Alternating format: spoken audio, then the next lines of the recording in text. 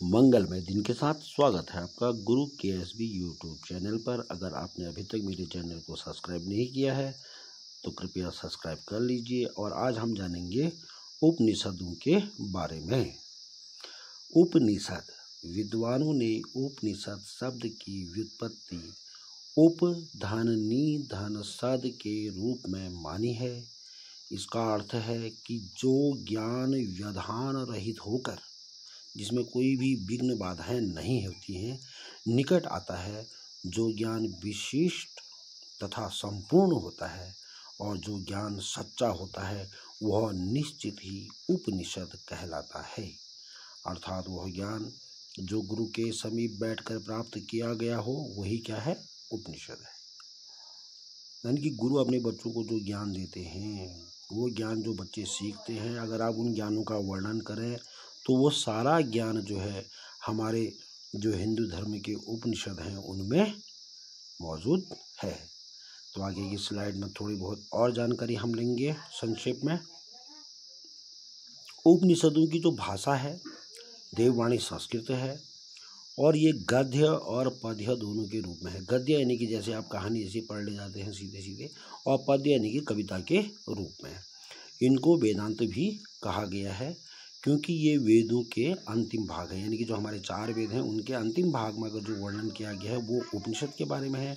और उपनिषदों में आत्मा तथा अनात्मा के तत्वों का निरूपण किया गया है जो वेद के मौलिक रहस्यों का प्रतिपादन करता है। इसमें ज्ञान से संबंधित समस्याओं पर विचार किया गया है। अतः उपनिषद जो है वो काफ़ी महत्वपूर्ण माने जाते हैं। आगे की स्लाइड में उपनिषद क्या है? हिंदू धर्म के महत्वपूर्ण श्रुति ग्रंथ हैं। इनमें परमेश्वर, परमात्मा, ब्रह्म तथा आत्मा के स्वभाव और संबंध का दार्शनिक तथा ज्ञानपूर्वक वर्णन गाया गया है। ब्रह्म, जीव तथा जगत का ज्ञान प्राप्त करना ही उपनिषदों की मूल शिक्षा है। महत्वपूर्ण शिक्षा ये देते हैं। और उपनिषद समस्त भारतीय दर्शनों के मूल स्रोत हैं, चाहे वो वेदांत हो या फिर सांख्य या जैन हो या बौद्ध धर्म ग्रंथ हो, जो भी ग्रंथ हैं उन सब से जो समस्त भारतीय दर्शन के मूल स्रोत हैं वो है हमारे उपनिषद। तो उपनिषदों का काफ़ी महत्व है। आगे की स्लाइड पे उपनिषदों का दारासिकों ने फारसी में अनुवाद कराया था ताकि वो भी अपने धर्म के लोगों को जो फारसी भाषा जानते हैं वो सीख सकें। ईश्वर एवं आत्मा के संबंधों की बात उपनिषद में की गई है। परम ज्ञान, पराविद्या, सर्वोच्च ज्ञान, इस लोक से बाहर की बात भी उपनिषदों में की गई है। और उपनिषद भारतीय दर्शन का मूल स्रोत है। और उपनिषद की रचना 1000 ईस्वी पूर्व से 300 ईस्वी पूर्व के लगभग हुई।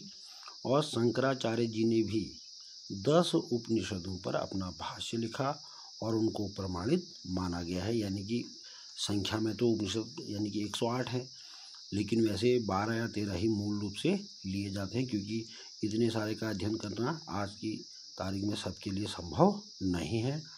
और इनकी रचना की थी वेद व्यास जी ने। वैसे तो उपनिषद की संख्या मैंने बताया जैसे कि 108 है, लेकिन उपनिषद मुख्य रूप से 12 या 13 ही जो हैं।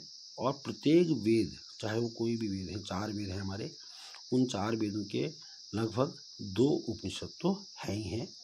तो यही जानकारी हमारे उपनिषदों में दी गई है और काफ़ी महत्वपूर्ण है। यानी कि पूरी कहानी जो पढ़ लेते हैं, लास्ट में उस कहानी से आपको क्या शिक्षा मिली, इस टाइप का जो सामाजिक अध्ययन में आपको कराया जाता है वही चीज़ है। यानी कि पूरे वेद को पढ़ने के बाद लास्ट में उसका क्या निष्कर्ष निकलता है, ये सारी जानकारियाँ हमारे उपनिषदों में मौजूद हैं। आगे की स्लाइड में थोड़ी और जानकारी आपको देंगे। जैसे ऋग्वेदी हैं तो ऋग्वेदी के अपने 10 उपनिषद हैं। शुक्ल यजुर्वेदी की अगर आप बात करते हैं तो उसके अपने 19 उपनिषद हैं। और अगर कृष्ण यजुर्वेदी की बात करें तो उसके 32 उपनिषद हैं। और अगर सामवेदी की बात कर दें तो उसके अपने 16 उपनिषद हैं। और अगर अथर्ववेदी की बात करें तो उसके अपने 31 उपनिषद हैं। तो इस प्रकार से जो कुल उपनिषद हैं वो 108 हैं। और प्रत्येक वेद के आपको पता है कि सबके अपने अपने उपनिषद हैं। आगे की स्लाइड में थोड़ी और जानकारी।